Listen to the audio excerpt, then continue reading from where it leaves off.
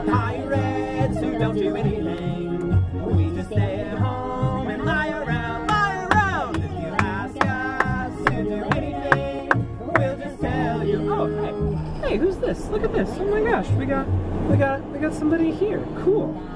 Hey man, how's it going? What up? Hey, it's good to see you. Hey, come on. Wait a minute, I just gotta say bye to my brothers real quick. Okay, yeah. See, yeah.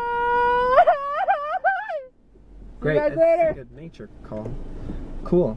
Great. Was like the wolves? Like you're hanging out with the wolves? No, that's the good South American scream, man. Oh, there you go. That's how we do. That's how we do. Okay, cool. Well, hey man, how's it going? It's going good. It's good to see you. That was kind of weird. We're gonna like make it less weird by doing that. It's good. So cool. Hey man, I'm Alex. Hey, I'm Blessed Oscar Romero. Blessed Oscar Romero. You know it. Oh my gosh, you're the second blessed I've met so far. Yeah. All these blessed people. That's here. What about you? What about you? You're blessed. Are you Blessed Alex Street? No. I've heard about you. No. We hear your music in heaven all the time. Oh, that's good. That's good. Do you like it? It's all right, you know. Yeah. Okay. Cool. I appreciate that. Everybody's a critic or whatever. There we go. So tell me about yourself. So Oscar, Blessed Oscar Romero. Sorry, I'll call you by your formal name, Blessed. You know. Yes, thank you. So, you know. Tell me a little bit about yourself. Like, you know, where'd you grow up? Like, all that stuff. Well, I grew up in El Salvador. Okay, cool. Great place, good people, good food. Very pious. Nice. I went to public school till I was about 12 or 13. Okay. And my dad tried to give me some skills, such as carpentry, because it was hard to get a job with going through your studies and stuff. So he tried to give me a skill that I could actually just get an occupation in. Sure. And so he trained me in that, and I was pretty good. And at 13, I was homeschooled after public school. And at 14, I decided, it was no surprise to anybody, because I always spent my free time over at the churches whenever I could. Sure. Any free time. We only had 2 churches in my town, so I'd always wander over to the 2 parishes. And at 14, I left home on horseback, and I began my studies in a minor seminary. Wow, so you started going to seminary at age 14. Dude, that's like super young. Yeah. At age 14, I was like just like playing video games most days, and like, you know, just like trying to pwn some noobs. that was like my life goal at age 14. Yeah, well, where I was from, we were able to get a lot of silence to really hear God, and cool. I really heard His call young, so 14. Awesome. Very awesome. So you entered into seminary, and like, what came after that? What came after that? I mean, studied there in my minor. Sure. Then I went to the major seminary there in El Salvador, and after finishing up there, got sent to Rome to go do my theology. Whoa, That was awesome. Rome's beautiful. That's awesome. Hanging out in Rome, you know, getting all that Vatican life in, doing all that good stuff. That sounds great. Do you have to be in seminary to do that? You know? Do I need to? Well, can I just go there and like just like hang out in Rome for a while? And live with us? Well, yeah. It's like free, right?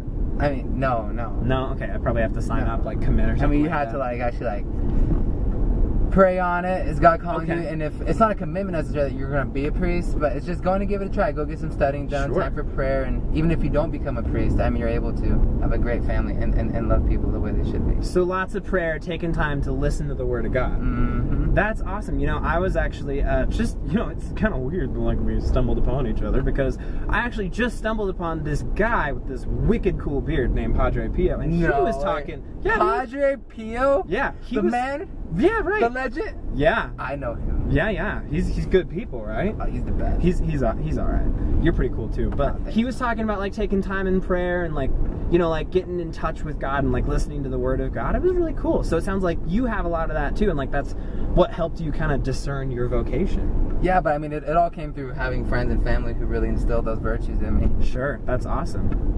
So you were in seminary, and then you were in Rome. You finished up. What happened there? Well, when I got there, I was lucky enough to be with other South American seminarians. Sure. So we liked to play soccer. It was a great time, and got to really delve into other cultures. Sure. But while I was there, this huge war broke out. Maybe you've heard about it. I don't know, but it's called World War II, and it broke out. And a lot of the other seminarians got scared. Not scared, I guess, but yeah, they were scared, and I was scared too. But they winded up leaving. I don't think I'm familiar with that one, but you know, it's fine. We'll just keep talking. It's cool. I'm sure other people have heard of it. World War II. St. Maximilian Kolbe, he died in World War II in Auschwitz. Wow. And a lot, yeah, I mean, it was lots of stuff going on. Intense time. It was intense. So, so World War II breaks out, and like, what did that mean for you? Like, what happened? Well, I mean, I was in my studies in Rome, and you could hear the bombs going off. It was hard to focus on our studies. Man, it was really intense. Like, can you imagine trying to study with bombs going off? I mean, you hear about people getting shot, friends dying. It's hard for me to study when like the microwave's going on. Yeah. So no, I don't think I would have the focus for that. So World War II, that must have just been like totally crazy time while you were there. Oh yeah. Did you get like involved in any of the fighting in the war? Any of the fighting? Yeah. Did like priests get out there and like go all Rambo style and anything? Well, I was really dedicated to my studies. I was there for El Salvador, obviously. They sent me for the diocese. And I was just focused on being a priest. So. Definitely. So following the Word of God, doing what He has in store for you. So when you were deciding to become a priest, like you study in Rome, and then you probably head back to El Salvador. What was like what was part of the reason you wanted to become a priest? Well, like I said, since very young. I mean, I loved what priests did, and my dad did carpentry, and he was great at it, and I was actually great at it. Sure. But he's had this sense of something more. God was calling me to something more, take that next step. And I really felt that it was priesthood, essentially. So it was just a little call. I heard it. I went. I chased it, rode on horseback, and I wound up completing it and being ordained. And after being ordained, I got sent back to my country, which is El Salvador. Awesome. Yeah. Awesome. So Oscar, you know, what happened after you got ordained? After I got ordained, well, I got called back to El Salvador. Okay. And then going back, we made a little stop in Cuba. There was still some fighting going on and some disagreements, and we were stopped and had to spend some months in an internment camp. So wow, that's intense. It is intense. Me and my priest friend who was ordained with me, I mean, we were there for a while, going from camp to camp, just working hard hours. I mean, not eating much, and eventually we got to leave because we got sick, and some other priests came out and they helped us. Wow. And we got out. We were very, very blessed to get out of there. That's cool. I mean, it's good that you got out, but man, that's like that's a lot. Oh, That's a lot to deal with. So you get out of there and then you head back to El Salvador? Yep. Cool. So what was it like when you got back to El Salvador? Oh, El Salvador was intense. I mean, the tensions were rising. I'm getting that you're like a really intense guy too. Oh no, my life was crazy, man. Like, it was crazy. It's like I was waiting on the world to change, man. What? Yeah. You were waiting. I was waiting on the world to change. Yeah.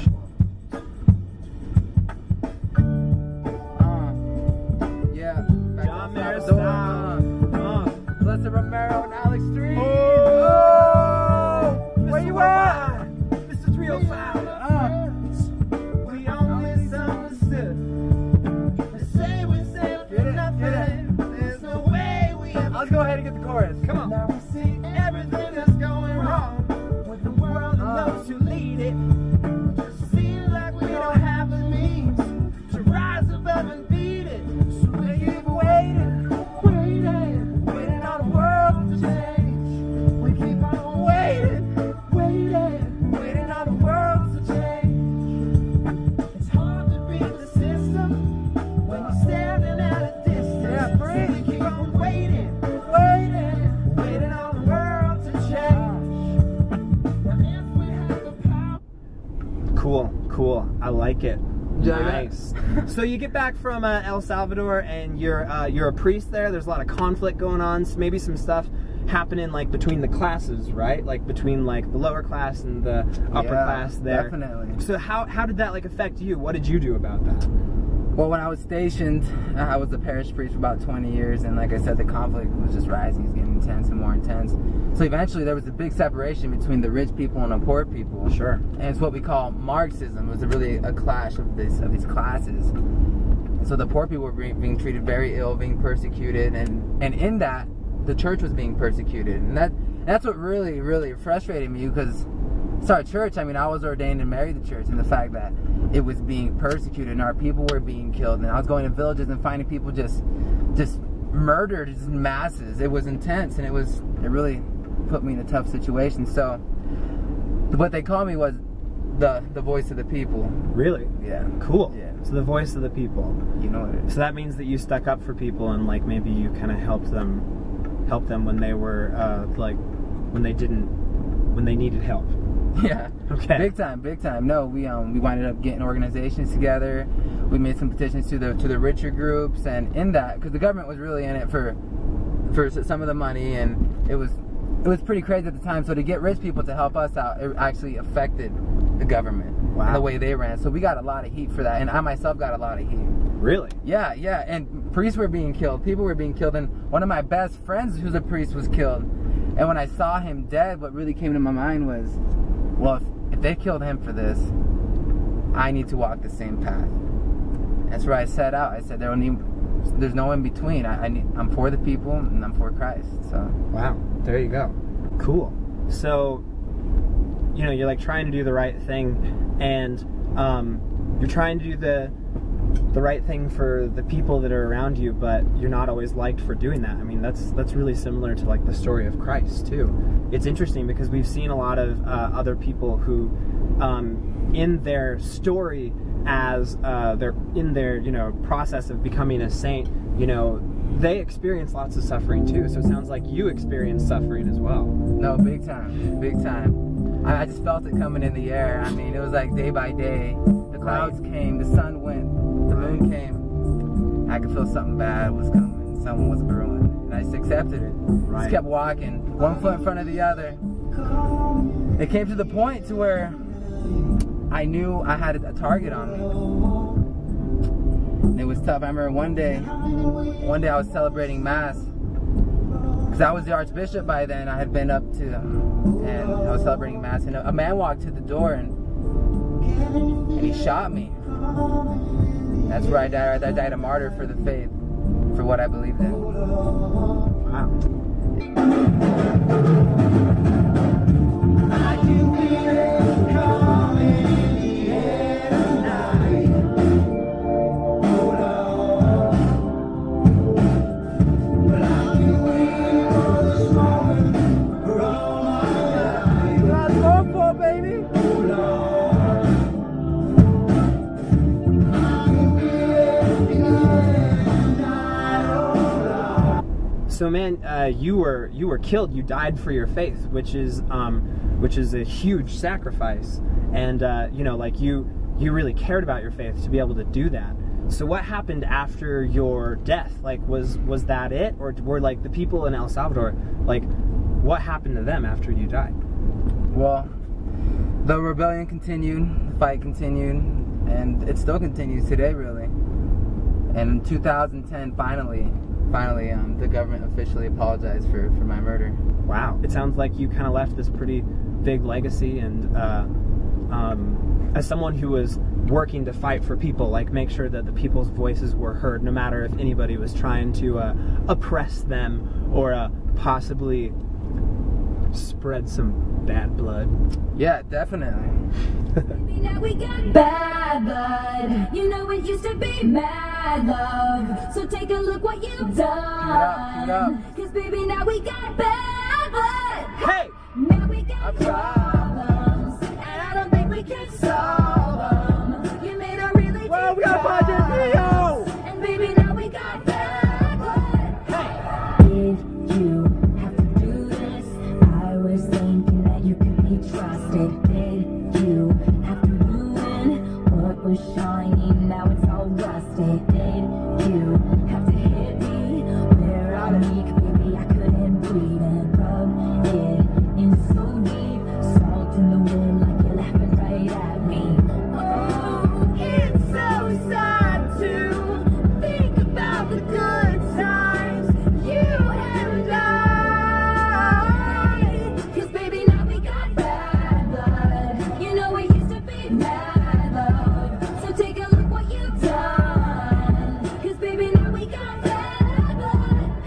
Now we got problems, and I don't think we can solve them. You made a really deep cuts, and baby, now we got bad blood. Awesome. Well, Blessed Oscar Romero, it's been a pleasure. It's been good hanging out with you. I think I'm gonna keep journeying toward camp, but I think this is your stop, right? You know, man. So thank you so much for joining us, talking about your life. All right. Brother, it's good to see you again. Big fan. I'm Yeah, gonna- Padre I'm gonna Pio. get out Hey, with him. I'll Did see you in heaven. Did you? How are you here? I bilocated here. Oh, duh! okay. There was a party. Awesome. All right. Well, you know. Bye. Okay. Just all by myself. Don't wanna be all by myself anymore. I sure hope somebody else comes. Hope I run into somebody else. That'd be cool.